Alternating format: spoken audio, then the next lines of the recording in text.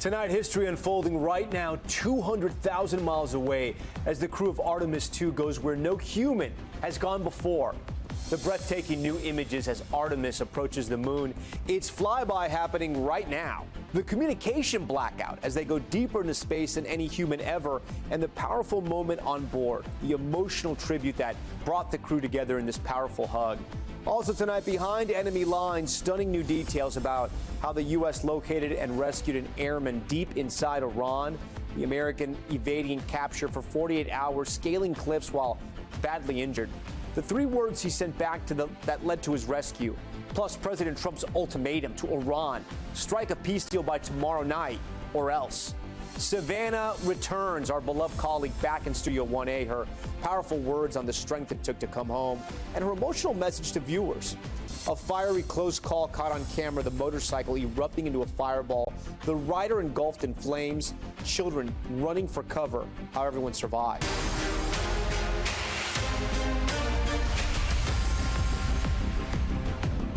And good evening. As we come on the air, history is being made in space right now. Artemis II astronauts are in a communications blackout as they slingshot around the moon, getting an up-close look like never before.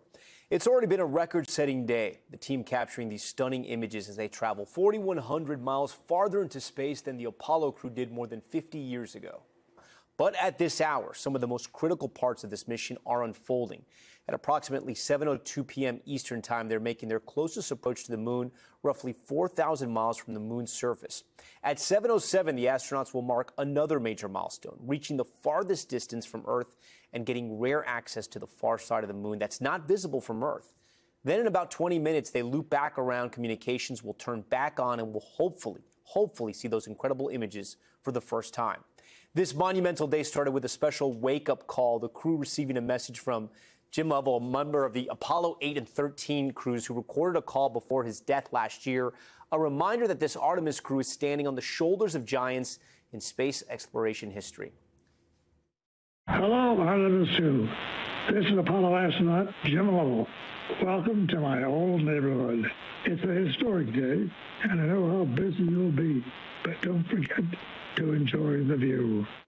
Then this emotional moment as the crew proposed naming 2 newly identified craters, Integrity after their ship and another after Commander Reed Weissman's late wife who died of cancer. We lost a loved one. Her name was Carol. The spouse of Reed, the mother of Katie and Ellie. We would like to call it Carol. Integrity and Carol Crater, loud and clear. A grounding moment of humanity there as the crew pushes the boundaries of space exploration. We have former astronauts standing by to give us some insight into the crew and the mission as we anxiously await those incredible images. But we begin tonight with NBC's Tom Costello, who joins us live from Houston. Tom, there are so many history-making moments. Talk to our viewers about what stood out to you. Well, I think, first of all, that was one of them right there. I mean, to hear Reed Weissman's tribute to his wife, you heard it from Jeremy Hansen talking about the need to, they would like to name that crater after his wife when he's left with 2 children. That was very, all of us choked up. That was a very emotional moment. But then I think when you actually heard the astronauts going around the far side of the moon and reporting back, it's not dark. In fact, they had quite a bit of light hitting them, and so much light that as they're trying to use these very high capability, high resolution cameras to photograph the moon from 4,000 to 6,000 miles up, they actually used T-shirts and they covered up the windows in their capsule because there was so much light coming back at them. It was making it difficult to shoot the lunar surface. So now they're on the far side of the moon. Parts of it are dark, but a lot of it isn't dark, as we've heard. And then they will come around out of that comms blackout and shoot right back to Earth. That trajectory is pre-planned. It was all part of the translunar injection burn on Thursday night. One burn, and they're on their way. Yeah. And Tom, you mentioned that communications blackout that is happening right now. For our viewers that aren't NASA astronauts or space correspondents, explain to all of us why that's happening right now. Well, NASA has what's called a deep space comms network. And essentially, it's a network of satellite dishes on the ground across the globe on Earth that really send signals up to the heavens. And they're able to quickly grab that signal back from the spaceship. However, there's not much you can do about the fact that a big rock is between the spaceship and Earth, right? The moon. And we don't have a satellite on the other side of the moon to bounce the signal off of. So this is a 40-minute comms blackout. And NASA makes the point that they've gone through this many, many times in the past with previous Apollo missions that also went around the far side of the moon, but they were at a very low altitude. So all they could see out their windows was just what's right in front of them. They don't have the big picture. And that's what makes this mission unique. These astronauts at 4,000 to 6,000 feet up, miles up rather, are seeing the totality of the moon from pole to pole. And that is what makes this so exciting and why the geologists are so excited about getting new, fresh photographs, but also the human impression, what the humans see and are reporting back from their vantage point. Yeah, and then the photos that everyone wants to see because they may stay with us forever. We've seen that before, especially during the Apollo missions. How soon will we see the photos that they've captured? So they're going to try, and they have sent back some already. They're going to try to start sending them back once they come out from being on the far side of the moon, and they're on their way back. And as their comms improve, they would like to start downloading more and more of those images. By the way, the images that we have seen so far, for the most part, are from a GoPro that is right here on the solar array. So that's why you've seen in the shot the moon, but also parts of the spaceship, right? They've got much better cameras than just that GoPro. That was their safe camera sending back live pictures. And I think none of us can wait until we get to see all of those high-resolution photos. Yep. Okay, Tom, we thank you for that. I want to bring in our panel of experts tonight.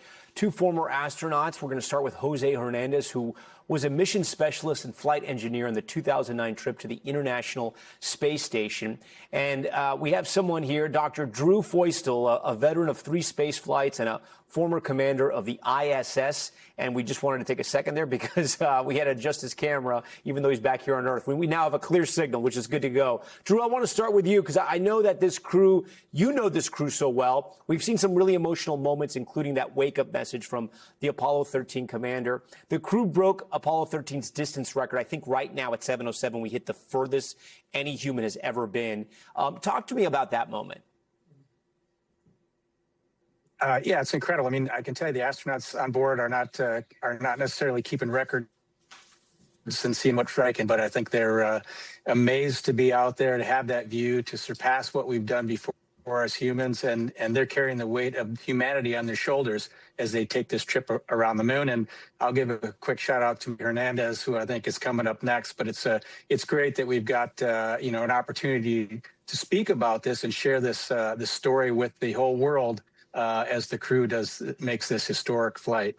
Jose, I do want to ask you, how do you explain to viewers, why has it taken this long to go this far? You know, the Apollo missions had made so much progress, and then, of course, the shuttle missions were incredible. But how do you explain to viewers that it's taken more than 50 years to reach this point?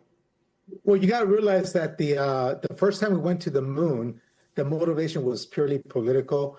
Our technology wasn't as developed as it is today. So we focused on low Earth orbit for the next 53 some odd years.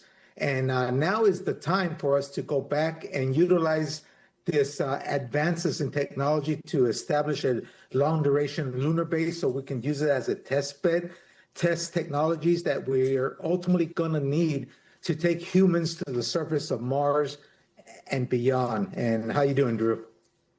Drew's having some technical difficulties, but it's okay. I assure you he's on planet Earth and not the moon. Jose, I do want to ask you, the astronauts have lost contact with mission control at this point. How do you prepare for that? And what do you think is going through their minds as we got Drew back? Well, it's going to be for about 40 minutes. And the reason, it's purely physical. There's no line of sight, as Tom Costello indicated earlier. But, you just let orbital mechanics do its job. And it's going to slingshot you back around the moon, and then you fire the rockets and you go back home. So I think everything's going to be okay. I think it's a special moment for them where they can have quiet time for themselves. They're real busy though, doing lots of work, but this is when they really truly bond as a team. Oh. When they say, hey, it's just us out here. Yeah, I'm sure. And then, Drew, talk to us about sort of, we hope to get these never before seen images of the moon as soon as they get comms back and they're able to sort of send those images back to Earth. But what are they doing right now, and what do you think we're going to learn? Well, what they're doing is taking imagery and actually they're helping to train the science team, because remember, this is all a test flight. It's a test flight of the vehicle. It's a test flight of the mission profile. It's a test flight for setting us up to put humans on the moon long term. So part of those future missions will be conveying the human interpretation of what they see back to the science team. So we've seen this part of the moon before with satellites and imagery that are mapping the moon, but it's the first time humans have talked about them and taken pictures. So as they relay information back to the science team is going to think about, the ways in which they trained the crew and the ways in which the crew conveyed information to them, so that for future flights, when we do this again and again, the crew will get better and better, and the training team will get better about preparing those who go to the moon who are not geologists and geoscientists by training and profession. So all of this is part of a training flight. It's critical data because there are parts that we have not seen with the human eye and not heard interpretations from with the human perspective before. Yeah, and then, Jose, they'll experience a total solar eclipse in just over an hour from now. Walk our viewers through exactly what that's going to mean for them. What are they going to see? Well, I mean, the moon's going to get in front of the sun and completely cover it. They're going to be able to see the ring of fire, as we call it, the edges of the sun, and be able to study that. And at the same time, the different colors coming off the surface of the moon in the process. And as Drew said, they're going to be studying the geology of the far side of the moon. Remember, we've seen the moon, but from close up at 70 miles above ground in the Apollo missions. This is the first time we're seeing in its entirety in one scene, which is pretty exciting. Yeah, this is a tough question, but I think it's fair to ask you guys, and I want you both to weigh in here. So it's going to cost somewhere, I think, around $90 billion when it's all said and done. And if that's the case, the total cost of the Artemis program, some people back here on Earth may say, they could have used that money for healthcare, to build schools, for student debt, so many other things to help out Americans here on planet Earth. What do you guys say to that? Why do you think this is so necessary? You want to go first, Jose, or you want me to take a shot at it? I've got something to say, and that is, I guess I'll go for, yeah. Go first, Drew. Okay, I just want to say that, it's true. This is quite costly, but I think the return on investment is huge. We've seen that over the years with NASA. NASA's always done a lot with a little. If you look at the federal budget, the annual federal budget of NASA, it's about 0.5%. And even though you talked about $90 billion, that's spread out over quite a few years. And so if you think about 0.5% of the annual federal budget, and to think that we're sending humans to the moon, we're going to establish a human presence on the moon indefinitely after this is what our plan is. I think that's pretty impressive. And so, yeah, there's other ways to spend federal money, but we're not spending a lot of it on human space exploration or NASA overall. That's the total NASA budget. Jose? And Tom, I look at it from a business perspective. Yeah. Okay. When we go out into space to the moon, to Mars and beyond, it pushes the envelope of innovation. Technologies are developed, matured, and then they're redirected to repurpose here on the surface of Earth. And things like telephones, cellular telephones get developed as a result of the technology being developed in space. So it's actually an investment that gets a return, because these guys sell for quite a bit, and the U.S. gets a tax base out of each sale. So they're getting their money back in a different way. So I look at it as an investment, and they have a good return of investment while conducting world-class science and exploration. Jose and Drew, we thank you so much for your time and for your analysis tonight. We can't wait to see some of those photos and talk to you guys once we get them. We thank you for being here on Top Story. Thank you very much. Thanks, Tom. Yeah. Now to our other major headline tonight, the daring rescue mission of 2 American airmen from behind enemy lines in Iran. President Trump revealing one of the men hid for nearly 48 hours as the CIA used deception tactics to divert Iranian forces. Our Courtney Cubie brings us inside the dangerous operation. The harrowing high-stakes mission began at 10:10 Thursday night.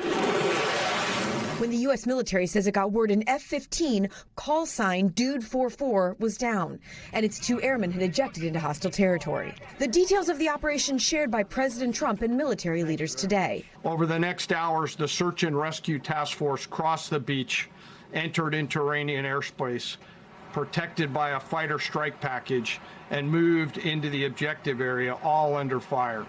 The pilot was located first, with U.S. aircraft flying for 7 hours in broad daylight to rescue him. Within hours, our armed forces deployed 21 military aircraft into hostile airspace, many flying at very low altitude, being shot by bullets. An A-10 Warthog and HH-60 Jolly Green rescue helicopter both hit. The Warthog ultimately crashed, but the pilot ejected safely. Several troops on the helicopter were injured. But the second F-15 airman, a colonel and weapons systems officer, still missing. Finally, on Saturday morning, the CIA says it confirmed the officer was badly injured but alive and hiding in a mountain crevice. He scaled cliff faces, bleeding rather profusely, treated his own wounds, and contacted American forces to transmit his location. His first message was simple, and it was powerful. He sent a message, God is good. The president says the dangerous rescue mission was in the dead of night. The second rescue mission involved 155 aircraft, including 4 bombers, 64 fighters, 48 refueling tankers, 13 rescue aircraft, and more. Some aircraft sent to the wrong area to confuse the Iranians about where the missing airman could be, while small helicopters picked him up and brought him to waiting planes. But wet sand grounded the planes, and replacement aircraft had to be brought in. We blew up the old planes. We blew them up to smithereens. Tonight, both airmen now safe and getting medical treatment. At midnight 12 local Eastern time, Easter Sunday, more than 50 hours after the start of this operation, the Joint Personnel Recovery Center declared Dude 44 Bravo, both the front and back seater, returned to friendly territory. Courtney Kubu joins us now. Courtney, we are learning tonight what brought down the F-15 in the first place?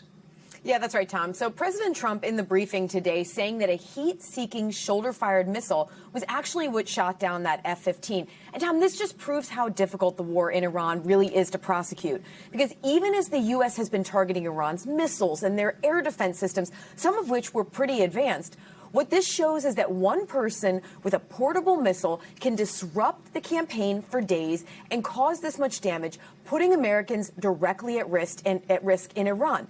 This really just shows that the U.S. military, no matter the fact that they have taken out quite a bit of Iran's conventional military, still has a lot to go if they want to be sure that they can really say that they have taken out Iran's military as a whole. Tom? All right, Courtney, we thank you for that. President Trump today doubling down on his ultimatum to Iran, agreeing to a deal to end the war by tomorrow night, or the next U.S. strikes will target bridges and power plants. NBC's Garrett Hake has more from the White House.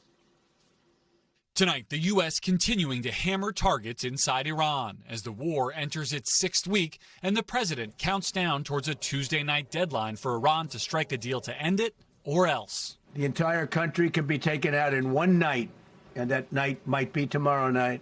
The president with an optimistic tone on negotiations. I can tell you they're negotiating, we think, in good faith. We're going to find out. Iran has denied holding talks with the U.S., but both sides have acknowledged exchanging messages through intermediaries, a process the president bemoaned today. In fact, the biggest problem we have in our negotiation is that they can't communicate. We're communicating like they used to communicate 2,000 years ago with children, bringing a note back and forth. Mr. Trump today insisting that any peace deal would have to include fully opening the strategic Strait of Hormuz, which Iran has wielded as an economic weapon, disrupting global energy markets and helping push the average cost of a gallon of gas to $4.11. We have to have a deal that's acceptable to me. And part of that deal is going to be we want free traffic of oil and everything. The president also expanding on this profane post from Sunday, threatening Iran's infrastructure and invoking Allah. If there's no deal by 8 tomorrow night, warning, you'll be living in hell. We have a plan, because of the power of our military, where every bridge in Iran will be decimated by 12 o'clock tomorrow night, where every power plant in Iran will be out of business, burning, exploding, and never to be used again. Democrats tonight blasting the president's escalatory threats as, quote, unhinged and illegal. What the president is doing is threatening war crimes, and the American people already recognize that this illegal war of choice is a big mistake. All right, Garrett Haake joins us tonight from the White House. Garrett, you've noted that Steve Witkoff was there at the White House today as the president was giving his news conference. So who's leading the negotiations between the U.S. and Iran right now? Yeah, Tom, Witkoff sitting right next to me at one point, struggling to get his phone on silent while the president was speaking. On the U.S. side, it's still him and Jared Kushner taking the lead in all of these negotiations, although there are other people involved, including the Secretary of State and, to a lesser degree, the vice president. On the Iranian side, it's a much more complicated picture. Officially, the Iranians are denying any direct negotiations are taking place at all. Their foreign minister has said publicly he's received messages from Witkoff, whom he no longer trusts because this round of attacks began the last time they were negotiating. And other key figures in Iran have said only that they are exchanging these messages, mostly through Pakistan, the kind of note passing you heard the president refer to in the piece here. Now, really the only thing standing between this bombardment that he's threatening on Tuesday night. All right, Garrett, we thank you for that. I want to bring in our military experts to break down this extraordinary rescue mission and the future of the war with Iran. Colonel Steve Warren is an NBC military analyst and former top Pentagon spokesman, and Dan O'Shea is a retired Navy SEAL commander who coordinated freeing American hostages during the Iraq War. Dan, I'm going to start with you. We all have these details, and we've seen them about the 2nd Airman survival, including climbing up the mountain, hiding in this crevice, radioing in God is good. What is it like to be in this position while you're being hunted down? I can't even imagine. Well, it's terrifying. Obviously, I know he made that expression largely based because he was thankful to survive. The ejection out of F-15 is not something anyone wants to go through, certainly not pilots.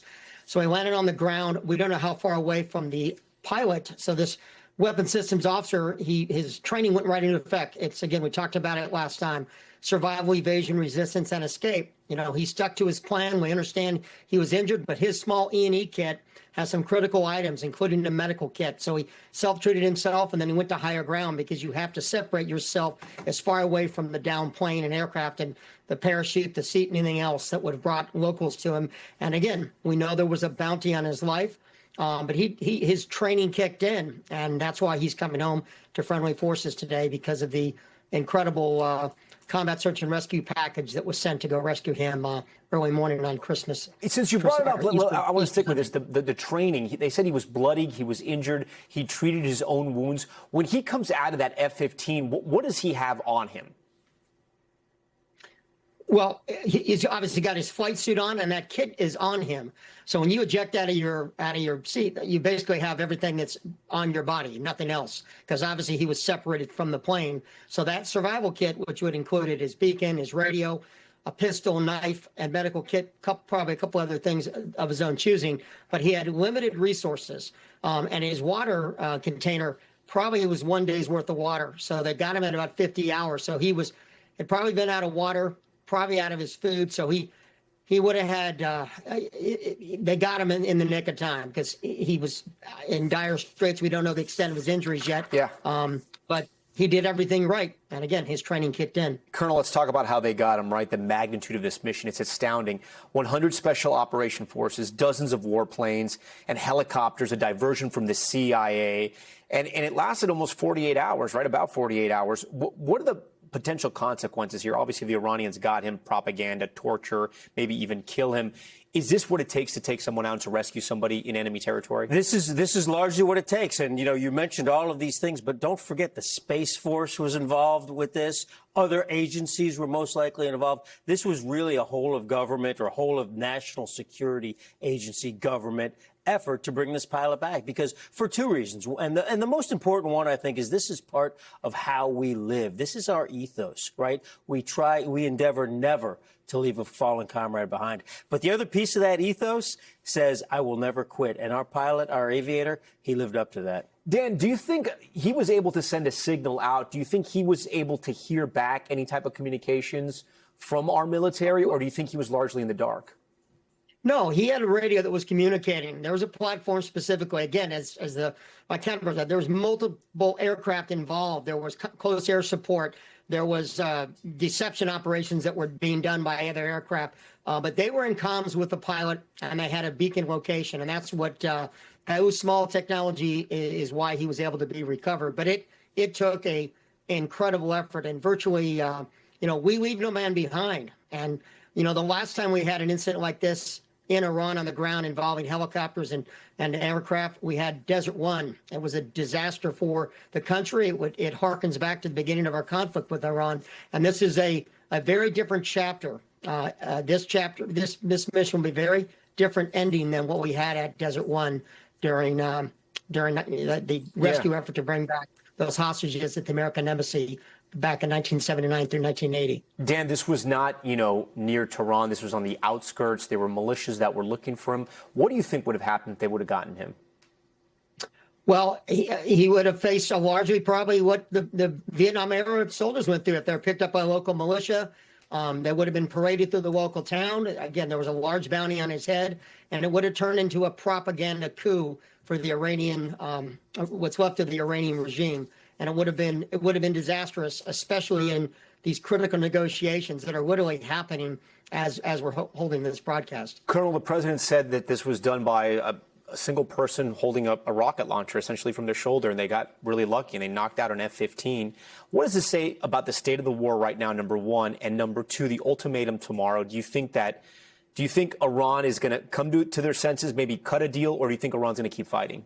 Well, I think Iran's probably going to keep fighting, quite frankly. That's my sense. Normally, whether you're talking about a world war or a bar fight, before negotiations start in earnest, somebody has to have had enough, right? And I'm not sure the Iranians have had enough yet. I'm really not. Okay, it's a great point. Colonel Warren, always great to have you. Dan O'Shea, great conversation. We thank you. We want to get back to some breaking news right now. We've just learned that historic Artemis II moon mission, moments ago, the Orion crew reestablishing communications. That 40 minutes has passed. So they're back talking to Earth and to NASA. Tom Costello joins us back now live. Tom, I understand this just happened. These are live pics also coming back to us from Artemis II, from the space capsule there. Tom, what more do we know? I know this is fresh news. Have you heard anything? Do you have anything to report? If we can dip in, the audio is about to start right now. Caused by impact bombardment and potentially even a lofted lunar dust. Right now, of course, they are getting pictures of Earthrise. After this target, they will get a short observation break. It's about an hour long, actually. Houston, integrity, comm check. Integrity, we have you loud and clear. How many?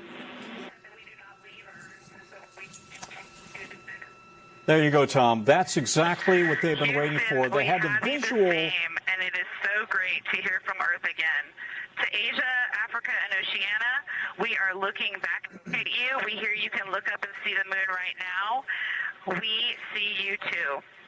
When we burned this burn towards the moon, I said that we do not leave Earth, but we choose it. And that is true. We will explore, we will build ships, we will visit again. We will construct science outposts, we will drive rovers, we will do radio astronomy, we will found companies, we will bolster industry, we will inspire.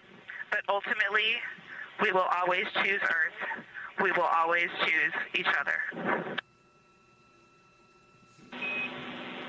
Integrity from Earth, our single system, fragile and interconnected. We copy. Those of us that can are looking back.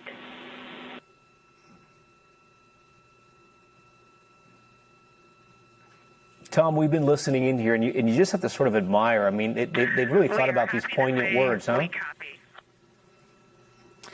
Every one of them has, Jeremy, that you just heard from Christina Cook. She is, of course, the mission specialist on board. We've heard from Jeremy Hansen, the Canadian, making very eloquent, thoughtful comments. Same thing with Reed Weissman, same thing with Victor Glover. Of course, they knew that the world was going to be watching, and so they, just like Neil Armstrong did, they thought everything out. They wrote it all down so that they were prepared. But this is exactly what NASA said we should expect. The video came back more quickly than the radio comms, and now they are on their way back to Earth because, of course, when they lit the burn on Thursday night to send them towards the moon and around the moon, That's all it took. One burn, that's it. They didn't need to fire their engines again, and now they're on the coming out of the backside of the moon, and pretty soon they will start to be pulled by the Earth's gravitational pull, right? Right now, they're still under the moon's influence.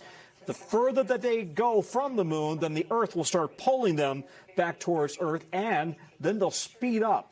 It's really an amazing kind of physics play here, how this works, but they don't even have to push the gas. They're on their way. No, it's brilliant. We saw it looked like a, you know, if you would, a crescent moon. Was that the Earth that we were looking at? Because they were acknowledging Australia and some of the other continents that have light right now. And I guess you could make them out. Yeah. No, you're absolutely right. That was Earth. That crescent was Earth, and it'll probably pop in again. Right now, it is just so black out there. Yeah, you're seeing the spacecraft. And as I mentioned about half an hour ago, this image is coming from a GoPro camera that's actually on the solar wing. Okay, now that's inside the spaceship. And as you can see, they're all fine. They were expecting that they were going to be in loss of comms for a while, but they are not done. They're going to continue to photograph that far side of the moon from this elevation. They're at about 4,500 miles or so now above the lunar surface, continuing to shoot those pictures, all mapped out in advance. This is a plan that literally you could lay a blueprint over the lunar surface, and that's what NASA researchers wanted them to focus on. Specific zones, 35 of them, and then shooting thousands of photographs. Not only that, here's what's fascinating, Tom. They had to talk through every photograph as they took it. And all of that's been recorded because the researchers on the ground want to make sure that they are getting the personal observations of what exactly a human is seeing and experiencing in 3D, right? Not just the photographs that you can get from any sort of a rover or a robot, but what are the humans experiencing? And they really felt like that was going to be an important add. But at the bottom of the line, the bottom line for this mission is that it's a test flight to see how well Orion performs so that eventually it can take humans to the moon to land on the moon as soon as 2028. Tom, do we know if they plan to, and I don't know, you know the answer to this, do they plan to land in the same area that we first landed on the moon, or is it going to be a different part of the moon? Different part of the moon. In fact, they're going to land, they hope to land, on the South Pole in an area called Shackleton's Crater. Why? Because they believe that there's ice there, and ice from water. So if they can tap that water, that could provide water for a future lunar base and maybe even rocket fuel to move on to Mars. But you know what's fascinating, Tom, also about the Apollo missions? You know, they left the lunar vehicle, if you will, the lunar lander is still there at the various Apollo landing sites on the moon, and they haven't been touched because, of course, there is no wind, there's no rain, and so when we've seen, in fact, orbital flights go around the moon, they photograph those Apollo sites, and you still see the human footprints in the dust, in the lunar dust, more than 50 years later. That's an incredible factoid right there. All right, Tom Costello, we thank you. Quite the moment there, and we're glad comms are back up and established. We're going to be back in a moment. Wild video of a fiery motorcycle crash. This is incredible. The bike exploding into flames. Look at that, just feet from a group of kids. Everyone survived. We'll show you the close call next.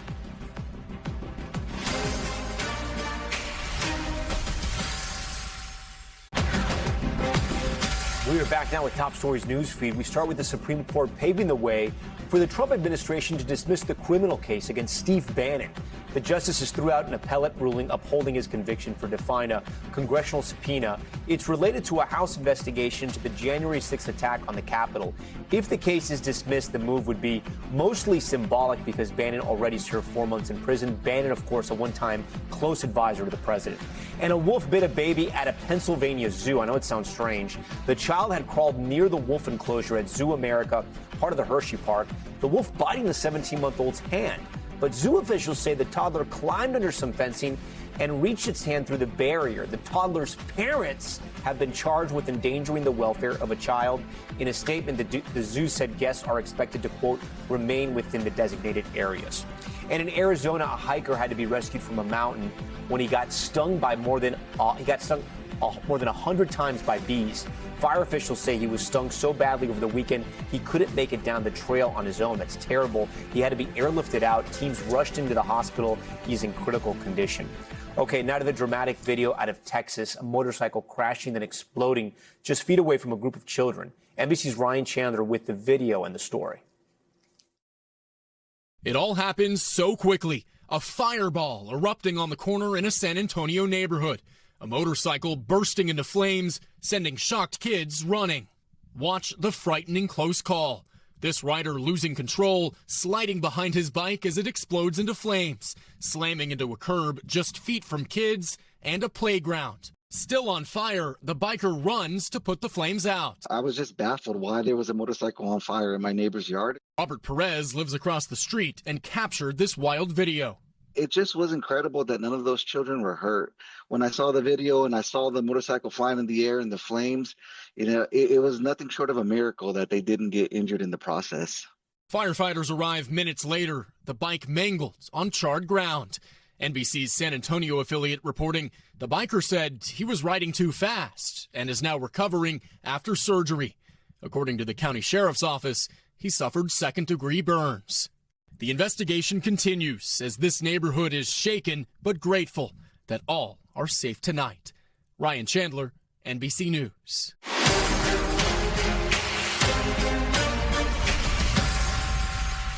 We're back now with a heartbreaking story out of Florida where a family vacation turned into the unthinkable. A father killed while rescuing his children from a rip current. Tonight, his wife, now pregnant with their fourth child, speaking out. NBC's George Solis has a story. Ryan Jennings was a father, a husband, and a hero who gave his life to save his children. Because he was like my real life hero, like just as he was for everybody else. So of course, like that's the way that he dies. The Jennings were on vacation in Palm Beach County when police say Ryan saw his 12-year-old son Jax and 9-year-old daughter Charlie struggling in the water. Without hesitation, the father of 3 dove in. He was holding up Charlie, but he was holding up Charlie so he was ingesting a ton of water. And Charlie said the last thing he said was to make sure she floated on her back if anything happened. According to the incident report, officers arrived to find Ryan unconscious in the shallow shoreline. Bystanders desperately trying to pull him to safety. 6 around to your facility with a male, was swimming, pulled from the water. Cardiac arrest. Ryan died shortly after arriving to the hospital. Rip currents can surge at speeds of up to 8 feet per second, enough to overpower even the fastest Olympic swimmers. This weekend alone, the toll was staggering. More than 100 rescues in Fort Lauderdale as this ocean turned treacherous on spring break. For Ryan's family, Emily, the loss of her husband is unimaginable. And I don't know where I go from here. I'm scared. Emily also revealing they were expecting a 4th child. Tonight, she's refusing to let his story end with a tragedy. And I just think he was too good. Like, he was just too good for this world. George Solis, NBC News. A terrible incident there for that family. We'll be thinking about them. We're going to switch gears here. Tonight, a familiar face is back where she belongs. For 65 days, we've watched our beloved colleague, Savannah Guthrie, bravely navigate through a walking nightmare after her mother's abduction today. She returned to Studio 1A with a message of hope. Good morning. Welcome to Today on this Monday morning. We are surrounded by symbols of hope, including that vibrant yellow all over the studio. Savannah Guthrie came back home. We are so glad you started your week with us, and it is good to be home. And with one simple message. Well, here we go. Ready or not, let's do the news. Yes, so good to have you back. All right. She did what she has done for years, guided us through the morning. SG, come on out here. Come on back up.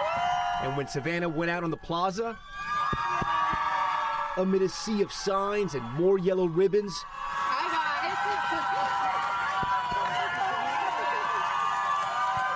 viewers brought a message to her.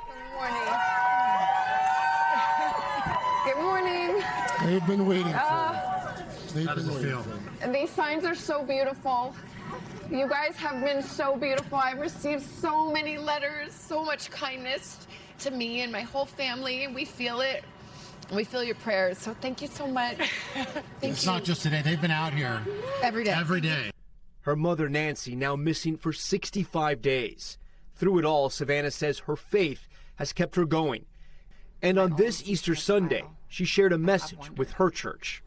I have questioned whether Jesus really ever experienced this particular wound that I feel. This grievous and uniquely cruel injury of not knowing, of uncertainty and confusion, and answers withheld.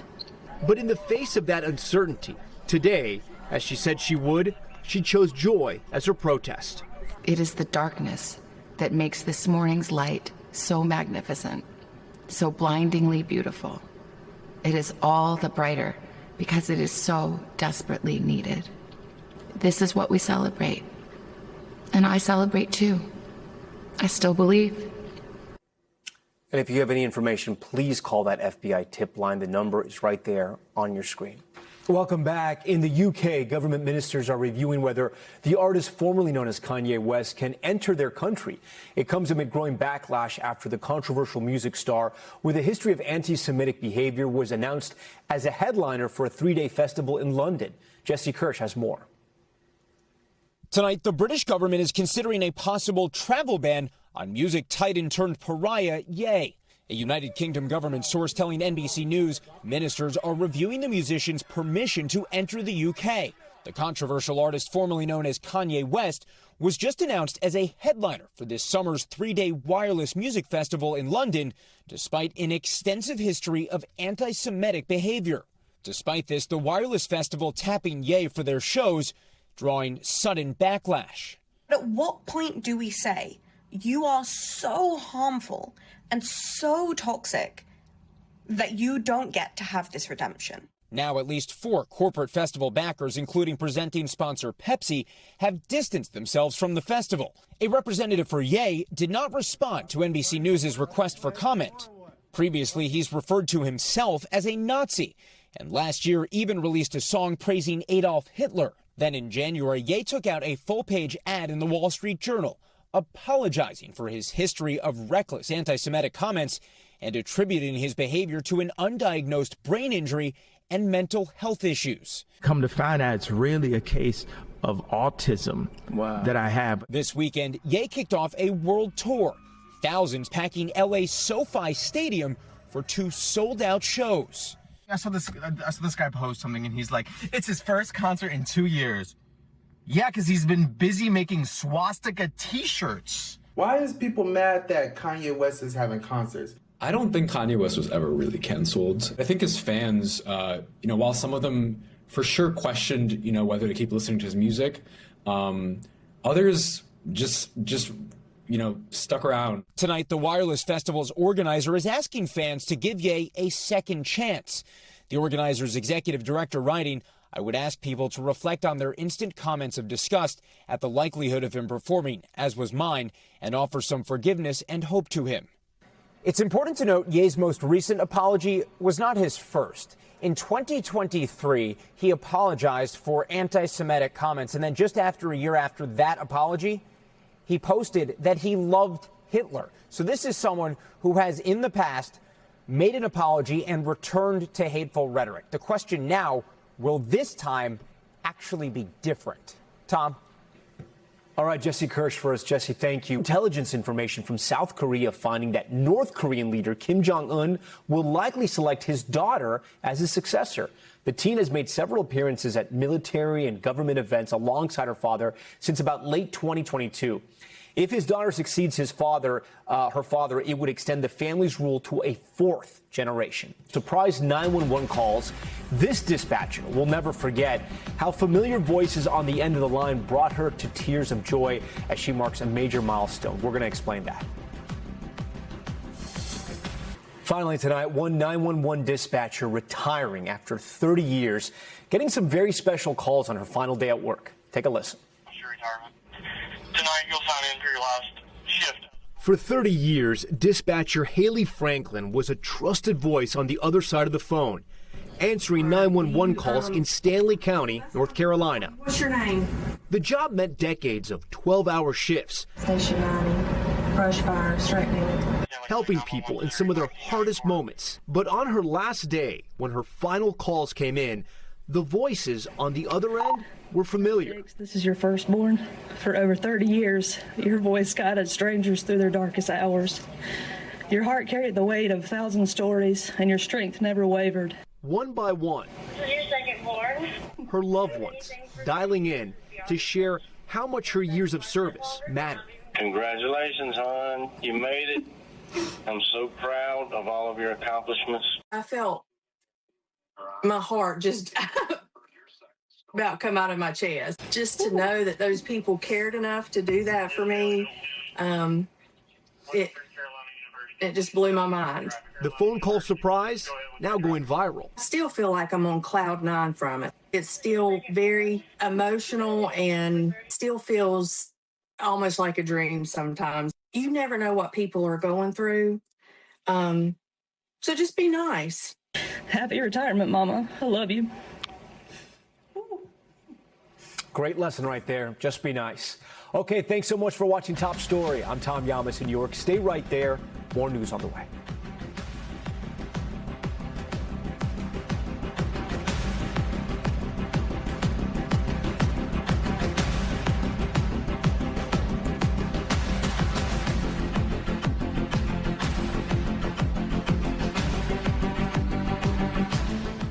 We thank you for watching, and remember, stay updated on breaking news and top stories on the NBC News app or watch live on our YouTube channel.